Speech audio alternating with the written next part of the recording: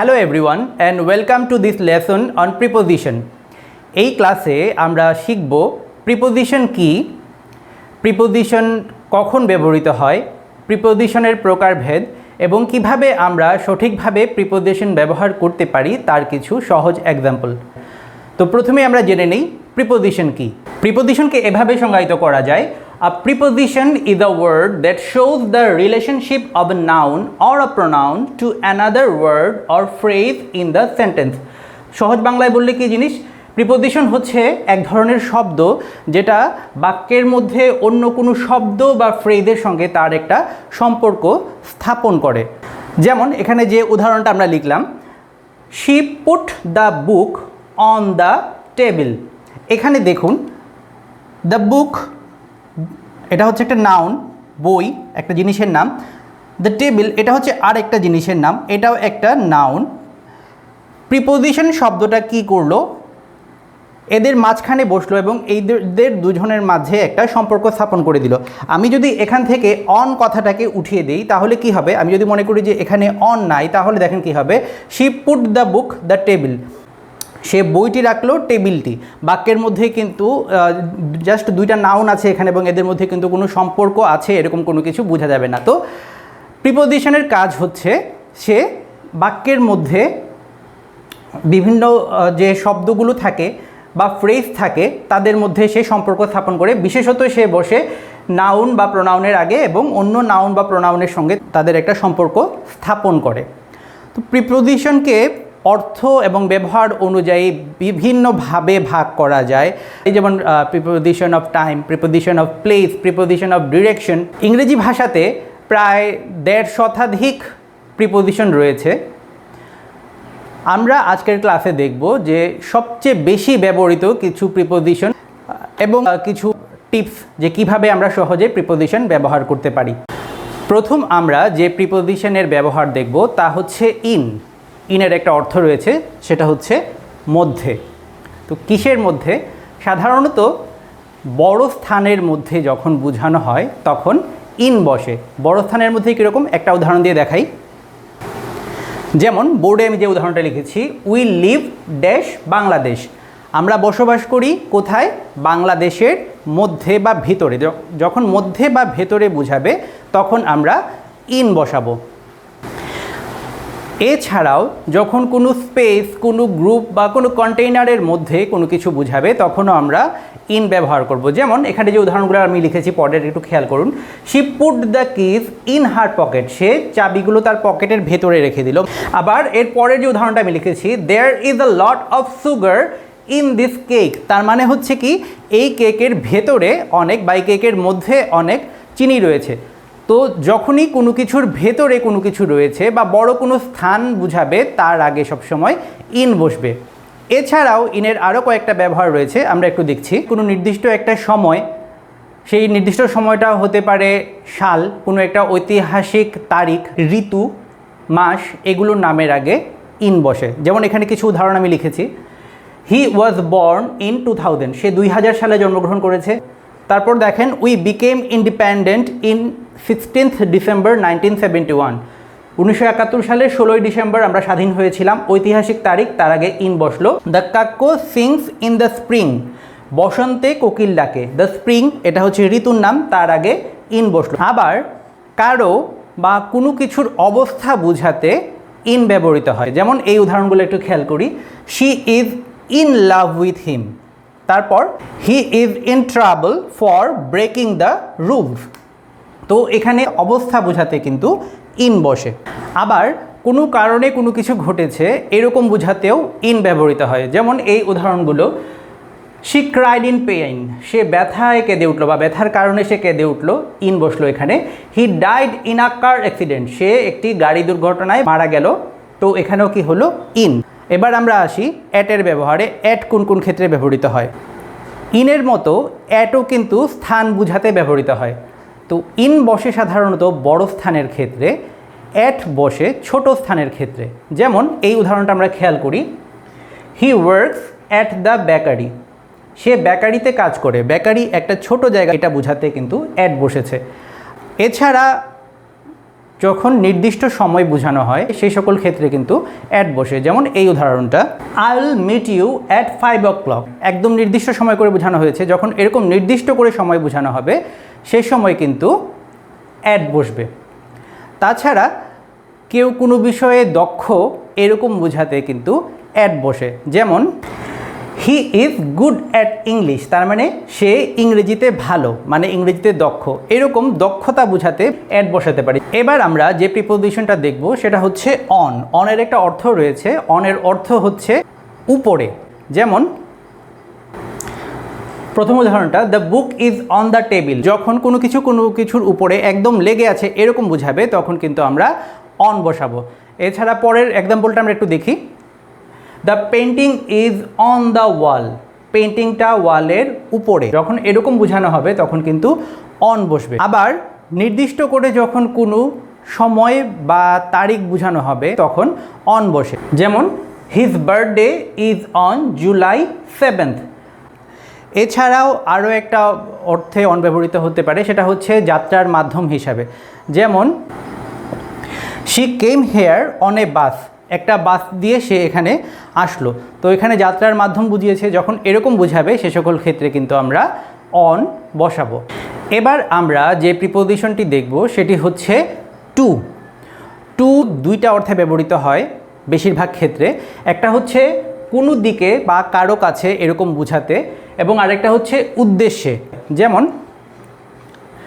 He went to the park, সে পার্কে গেল, তার মানে পার্কের দিকে গেল। They are going to school, তারা স্কুলে যাচ্ছে, তার মানে কি তারা স্কুলের দিকে যাচ্ছে। তো কোনো দিকে বা কোনো উদ্দেশ্যে যখন কোনো কিছু করা বোঝায় সে সকল ক্ষেত্রে টু বসে। আবার দেখেন আরেকটা দেওয়া আছে, she gave the books to me, সে আমাকে বইটি দিয়েছিল, আমার কাছে বইটি দিয়েছিল। তো এরকম যখন কোনো দিকে বা উদ্দেশ্যে বোঝাবে তখন টু বসে। এই ধরনটা একটু খেয়াল করি, they study hard to pass the exam, তারা কঠোরভাবে পড়ালেখা করছে, কেন? পাস করার জন্য পরীক্ষায়। তো উদ্দেশ্য বুঝিয়েছে, তো উদ্দেশ্য বোঝানোর ক্ষেত্রেও কিন্তু টু বসবে। এখন যে প্রিপোজিশনটা দেখব সেটা হচ্ছে ফর। তার একটা অর্থ রয়েছে, ফর অর্থ জন্য। তো কারো জন্য বা কোনো কিছুর জন্য যখন বোঝানো হবে তখন কিন্তু ফর বসবে। যেমন they are fighting for their rights, তারা তাদের অধিকারের জন্য সংগ্রাম করছে বা লড়াই করছে। I am waiting for him, আমি তার জন্য অপেক্ষা করছি। তো কারো জন্য বা কোনো কিছুর জন্য যখন বোঝানো হবে তখন আমরা ফর ব্যবহার করব। প্রিপোজিশন অব এর অর্থ হচ্ছে এর, মানে এর যখন বোঝাবে সে সকল ক্ষেত্রে আমরা প্রিপোজিশন অব ব্যবহার করব। সাধারণত এই 3-4 ধরনের ক্ষেত্রে আমরা অব এর ব্যবহার দেখব। যেমন পজিশন, অরিজিন, ম্যাটেরিয়াল। আমরা উদাহরণ দিচ্ছি তাহলে ব্যাপারগুলো ক্লিয়ার হবে। তো উদাহরণগুলো আমরা খেয়াল করি। প্রথমটাতে কি দেয়া আছে, this is the house of my dreams, এটা আমার স্বপ্নের বাড়ি। স্বপ্নের বাড়ি, স্বপ্ন যুগ এর, স্বপ্নের বাড়ি, তো এর বোঝাতে ব্যবহৃত হলো। তারপরে দেখেন he is the son of a farmer, সে একজন কৃষকের ছেলে। তার অরিজিন বা উৎস কোথা থেকে? কৃষকের ঘর থেকে সে এসেছে। তো এখানেও দেখেন এর বোঝাতে কিন্তু কৃষকের বোঝাতে অব ব্যবহৃত হয়েছে। তারপরেরটা কি, the ring is made of gold, কিসের তৈরি, কোন উপাদানে তৈরি সেটা বোঝাতে কিন্তু এখানে অব ব্যবহৃত হয়েছে। এই আংটিটা কিসের তৈরি? সোনার তৈরি, এটি সোনার আংটি, সোনা যুগ এর, সোনার। তো সকল ক্ষেত্রেই দেখেন এর বোঝাতে কিন্তু অব ব্যবহৃত হয়েছে। পরবর্তী প্রিপোজিশনটা দেখি আমরা। প্রিপোজিশন বাই অর্থ হচ্ছে দ্বারা। কোনো ব্যক্তির দ্বারা যদি কোনো কাজ করা বোঝায় তাহলে কিন্তু প্রিপোজিশন বাই বসে। যেমন this book is written by Mark Twain, Mark টুয়েনের দ্বারা এই বইটি লিখা হয়েছে। মার্ক টুয়েন একজন ব্যক্তির নাম। তো কোনো ব্যক্তি যদি কোনো কাজ করেন এটা যদি বোঝানো হয় তাহলে কিন্তু প্রিপোজিশন বাই বসবে। এছাড়াও এই সকল ক্ষেত্রে আমরা বসাতে পারি, যেমন মেথড, মিনস, লোকেশন। মেথড মানে হচ্ছে উপায়, মিনস মানে হচ্ছে মাধ্যম, এবং লোকেশন মানে হচ্ছে স্থান। এরকম যখন বুঝাবে তখন আমরা বাই বসাতে পারি। কীরকম উদাহরণে ক্লিয়ার করি।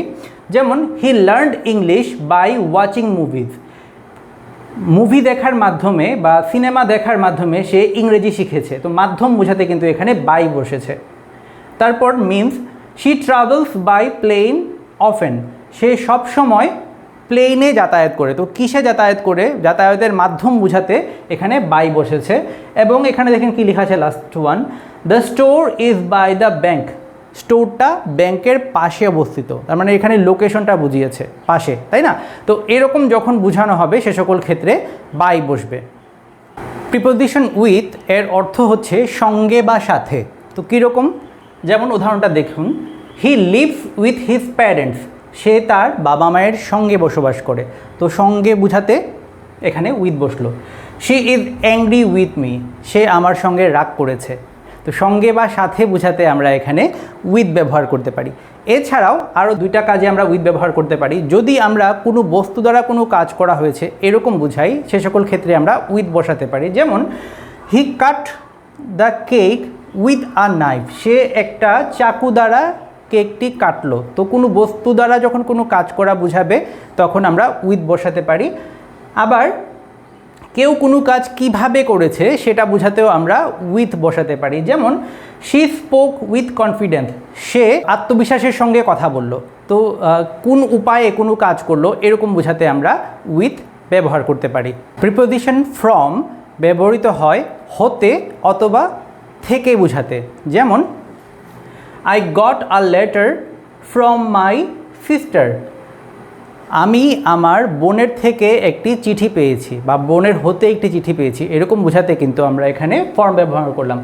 বা she came from Japan. Say Japan থেকে এসেছে। এরকম দেখেন হতে বা থেকে বোঝাতে কিন্তু আমরা ফ্রম ব্যবহার করছি। আরেকটা উদাহরণ দেখি, we work from dawn to dusk. আমরা ভোর হতে সন্ধ্যা পর্যন্ত কাজ করি। তো এইরকম হতে বা থেকে যখন বুঝাবে তখন আমরা ফ্রম বসাবো। ওকে। প্রিপোজিশন থ্রো ব্যবহৃত হয় মূলত মধ্য দিয়ে বোঝাতে। এটা কোনো কিছুর মধ্য দিয়ে বা কোনো একটা অবস্থার মধ্য দিয়ে বোঝাতে পারে। যেমন উদাহরণটা দেখি, he walked through the door. সে দরজার মধ্য দিয়ে হেঁটে গেল। আবার they are passing their days through great sufferings. তারা অনেক কষ্টের মধ্য দিয়ে দিন অতিবাহিত করছে। তো এরকম যখন মধ্য দিয়ে বোঝাবে তখন থ্রো ব্যবহৃত হবে। এছাড়াও যখন মাধ্যমে বুঝাবে তখনও কিন্তু আমরা থ্রু ব্যবহার করতে পারি। যেমন I connected him through email. আমি ইমেলের মাধ্যমে তার সঙ্গে যোগাযোগ করেছিলাম। আমরা উইথের ব্যবহার দেখেছিলাম। উইথের বিপরীত আরেকটা আছে, সেটা হচ্ছে উইথ আউট, মানে হচ্ছে ছাড়া বা ব্যতীত। তো এটা কীরকম, যেমন উদাহরণটা দেখি, I can not do this without your help. তোমার সাহায্য ছাড়া আমি এই কাজটা করতে পারবো না। বা I will not go there without you. তোমাকে ছাড়া আমি সেখানে যাব না। তো কাউকে ছাড়া বা কোনো কিছু ছাড়া যদি বোঝানো হয় সে সকল ক্ষেত্রে আমরা উইদাউট ব্যবহার করব।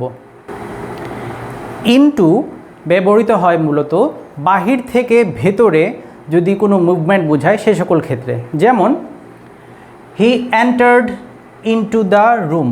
সে কক্ষতে প্রবেশ করলো, তার মানে বাইরে থেকে ভিতরে আসলো।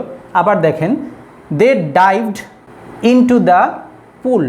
তারা পুলের মধ্যে ঝাঁপালো, তার মানে কি পানিতে ঝাঁপিয়ে পড়লো, বাইরে থেকে পানিতে ঝাঁপ দিয়ে ভিতরে গেল। তো এরকম যখন বাইরে থেকে ভেতরে মুভমেন্ট বুঝাবে সে সকল ক্ষেত্রে ইনটু বসবে। তো আজকের ক্লাসে আমি মূলত সবচেয়ে বেশি ব্যবহৃত হয় প্রিপোজিশনগুলো নিয়ে আলোচনা করলাম। যদি আপনাদের গ্রামারের এরকম ভিডিও ভালো লাগে তাহলে আমাদের চ্যানেলটি সাবস্ক্রাইব করে আমাদের সঙ্গেই থাকুন।